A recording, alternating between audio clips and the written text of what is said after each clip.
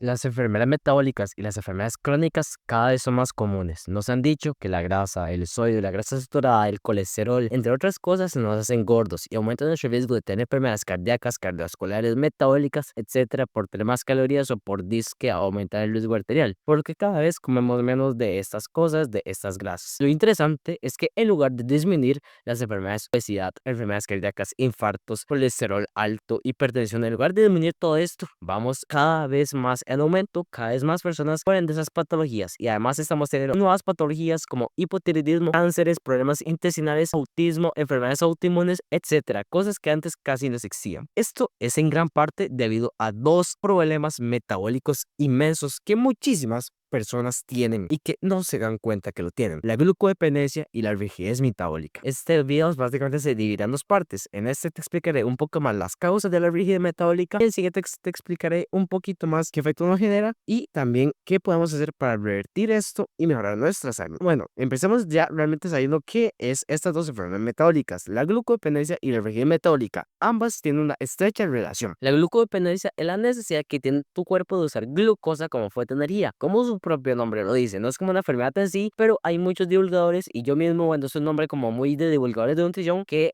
se ha estado popularizando el último año, en los últimos tiempos, por el aumento en casos que estamos viendo de esa enfermedad, aunque no es una enfermedad clínica real. Recordemos que nuestro cuerpo tiene muchas fuentes de energía, cuatro principalmente: la glucosa, la grasa, el lactato y la creatina, la fosfocreatina. En la glucodependencia, las personas glucodependientes solo pueden usar una, principalmente, que es la glucosa. Esto evidentemente es malo, ¿verdad? Después veremos en el siguiente video por qué. La rigidez metabólica, en cambio, se caracteriza por una disminución en la oxidación de las grasas durante el ayuno y la capacidad reducida para regular la oxidación de carbohidratos, lo que quiere decir que básicamente somos incapaces de quemar tanto glucosa como grasas y usarlas como fuente de energía. Por lo que, aunque las personas rígidas metabólicamente pueden usar un poquito mejor que las glucodependientes ambas fuentes de energía, las usan mal en sí, por ende tampoco es eficiente. Y lo interesante es que las personas comúnmente tienen ambas enfermedades: son glucodependientes, o sea que solo pueden usar glucosa, y por su rigidez metabólica no la pueden usar eficientemente, por lo que es un problema doble que veremos en el siguiente video el montón de efectos que causa. Pero ahorita vamos a ver qué causa esta glucodependencia para ver qué deberías dejar de hacer. Lo que causa ambas enfermedades es algo muy similar, al ser enfermedades bastante similares metabólicas: el abuso de los carbohidratos simples, la falta de fibra, la falta de proteína, la falta de grasa, además la falta de ejercicio, el estrés, el mal sueño,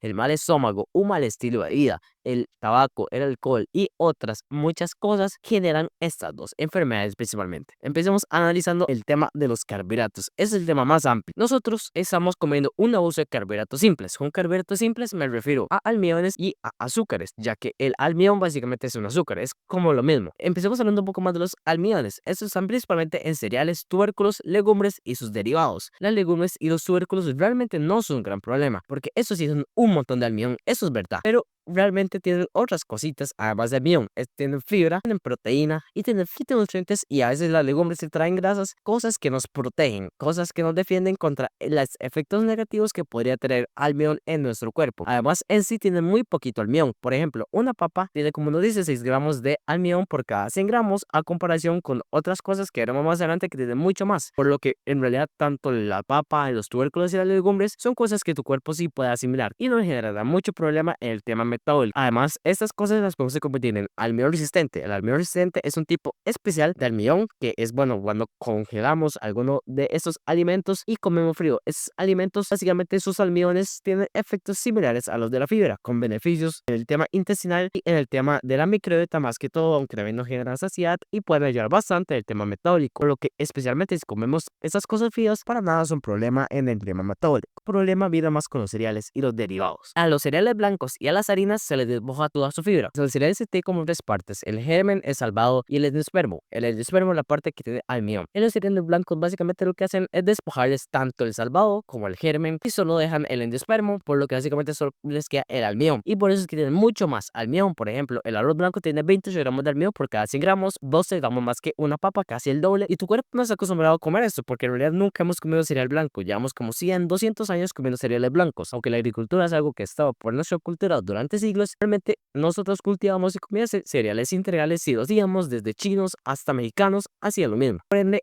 nuestro cuerpo no está acostumbrado para esto y no tiene mecanismos de defensa. Y el tema empeora con las harinas. Estos son literalmente el endospermo molido, o sea, el almidón molido y concentrado, por lo que son aún peores. Las harinas tienen unos 70 gramos de almidón por cada 100 gramos o inclusive más, por lo que estos es aún peor, evidentemente. Y lo peor es que las harinas y estos cereales están presentes en panes, galletas, repostería y otros ultraprocesados que comemos casi que diario, por lo que tu cuerpo se ve enfrentado con esas antinaturales cantidades de glucosa prácticamente a diario, por lo que es obvio que nos vamos a enfermar a la larga. Y hablando de los azúcares, son completos venenos, tanto el azúcar blanco, la miel, la panela, los jarabes, entre otros, son algo llamado sucrarosa, que es 50% glucosa y 50% fructosa. La glucosa en sí es muy similar a los almidones, básicamente genera el mismo efecto negativo que te mencionaré en el siguiente video. No hay muchísimo problema con la glucosa, porque tu cuerpo sí lo puede usar como fuente de energía. El problema del azúcar está más que todo en la fructosa. La fructosa es el azúcar de las frutas, pero las frutas no tienen tanta fructosa como creemos. En realidad, un refresco, una coca, por ejemplo, puede tener mucha más fructosa que 4 porciones de fruta, por lo que las frutas en realidad no son un gran problema. El problema viene en el azúcar, la miel, la panela y evidentemente los ultraprocesados y los alimentos azucarados. La fructosa, el problema que tiene es que no se puede usar como fuente de energía. Solamente la mitad se puede usar como fuente de energía y solo la mitad se convierte en glucosa. La otra mitad se convierte directamente en grasa. Y esta grasa no es grasa subcutánea, o sea, no es grasa que vamos a usar como fuente de energía, no es grasa que quememos. Y eso es grasa visceral. Es la grasa que recubre tus órganos y que es bastante más peligrosa que la subcutánea. Especialmente el hígado sella la mayor parte de la grasa generada por la fructosa. La fructosa, el exceso, es una de las principales causas de hígado graso, por ejemplo, para que sepas. Por lo que la fructosa es bastante peor que la glucosa. Y el azúcar tiene mitad fructosa y mitad glucosa, por lo que tiene un montón de fructosa. Deberíamos comer como máximo 20 gramos de fructosa al día. Y con el consumo del azúcar estamos sobrepasando por muchísimo esas cantidades. Por ejemplo, un refresco perfectamente puede tener unos 10 gramos de fructosa. Y recordemos que en los alimentos naturales la fructosa está. Por lo que con solo un refresco y que comamos comida normal,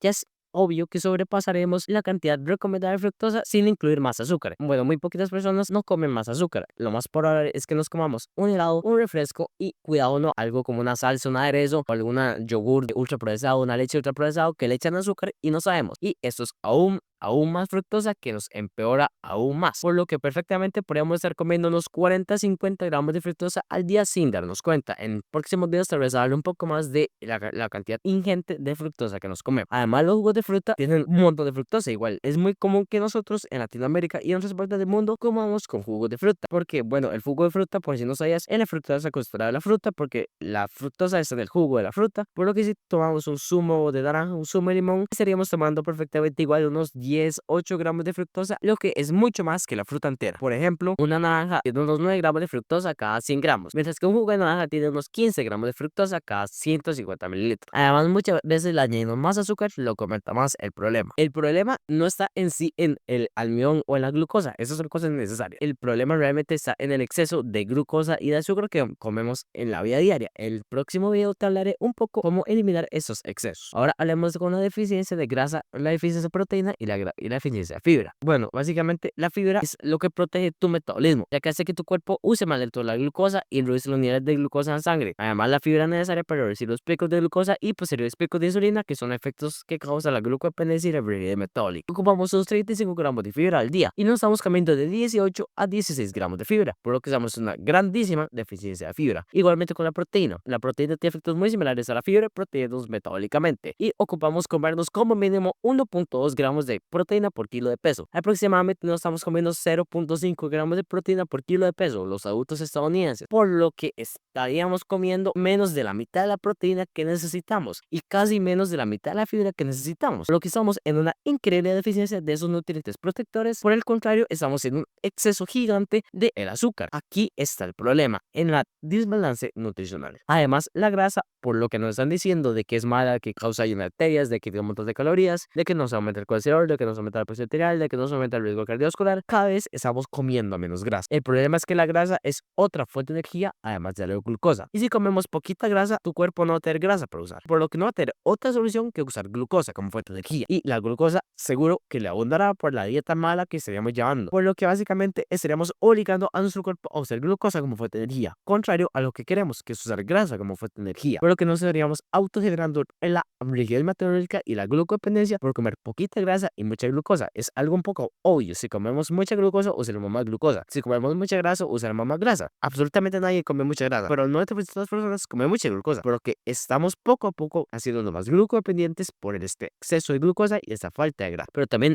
hay otras cosas que influyen además de la dieta. Una de ellas es el ejercicio. Si nos damos cuenta, la glucosa no es un nutriente esencial. O sea, nuestro cuerpo puede producir la glucosa. O sea, podríamos vivir prácticamente sin comer glucosa. Entonces, ¿por qué necesitamos de la glucosa evolutivamente hablando? Porque la glucosa es algo que nuestros antepasados se esforzaban por conseguir. Eso es porque la glucosa es una fuente de energía mucho más rápida que la grasa. O sea, que es eficiente para esfuerzos cortos, como el ejercicio. Antes, el ejercicio no era ir al gimnasio, era cazar, era sobrevivir, era ir a hacer migraciones para encontrar mejores hábitats y cosas así. Era escapar de depredadores y era conseguir alimento de bayas, etcétera. Antes el ejercicio era esencial para la supervivencia. Ahora no. Ahora perfectamente podemos vivir pegados en una computadora, trabajando y una persona podría vivir, comería, porque tendría dinero, porque tendría salario. Pero eso es un problema. Nuestro cuerpo piensa que todavía ocupa el ejercicio para vivir, pero que todavía pide glucosa. Nuestro cuerpo sabe que ocupa usar la glucosa rápidamente como fuente de energía porque sabe que se genera problemas si somos sedentarios y no seamos ejercicio. En el próximo video te hablaré un poco más de esto. Por lo que si no usamos la glucosa en el ejercicio, nos empezaremos a enfermar y poco a poco seremos menos eficientes usando grasa como fuente de energía, ya que tendríamos como mucha glucosa acumulada. Lo que genera el exceso de glucosa es que se acumula glucosa en tu músculo en forma de glucógeno y en tu hígado igual en forma de glucógeno. El ejercicio nos ayuda básicamente a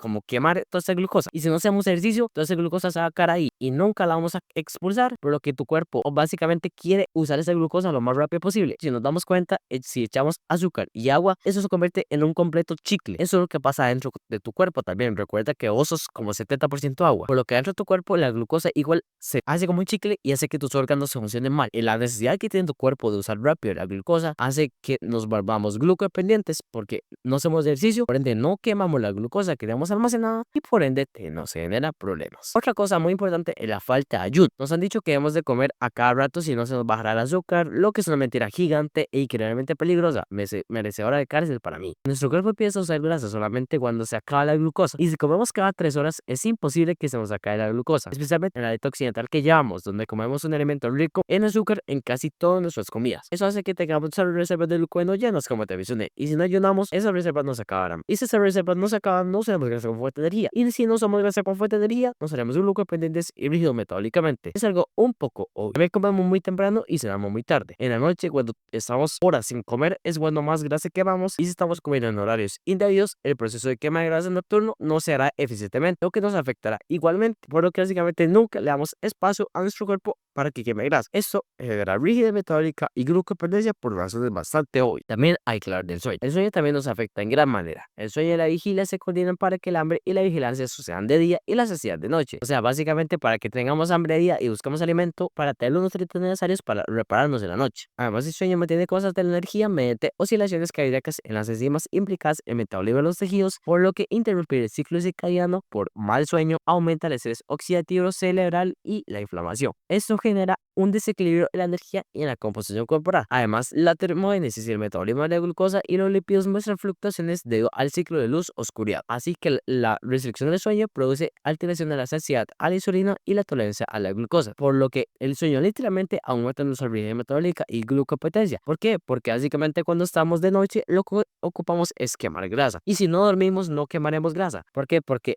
al estar despierto, deberíamos hacer actividades como movernos, trabajar o cosas así. Esas cosas requieren un poco más de glucosa que de grasa. Por ende, si nunca dormimos, nunca le damos ese espacio a tu cuerpo para que como que se relaje y entre en un estado de cetosis y nunca quemaremos grasa. Algo similar como si no ayunamos. El sueño es una parte importantísima del día que nunca nos deberíamos brincar. Para mí la más importante. El último factor del que te quiero hablar es el estrés. El estrés lo afecta a todo, el metabolismo incluido. El cortisol es la hormona del estrés y los niveles elevados de cortisol pueden aumentar el apetito, promover el aumento de peso y el almacenamiento de grasa y además perjudicar el sueño, lo que conduce a una tasa metabólica más baja. Una tasa metabólica más baja implica menos gasto calórico y menos gasto calórico implica más dificultades para quemar la glucosa que tenemos guardada por el exceso de glucosa que estamos comiendo, y esto implica rigidez metabólica y glucodependencia. ¿Por qué? Porque tenemos glucosa en todo lado y nunca podemos usar grasa como fuente de energía. Aquí también se incluyen como cosas como las drogas y el alcohol, que aumentan el estrés y la inflamación del organismo, por lo que tiene un efecto similar al estrés en sí. Bueno, básicamente en conclusión, conclusión, el mal estilo de vida es lo que más nos afecta.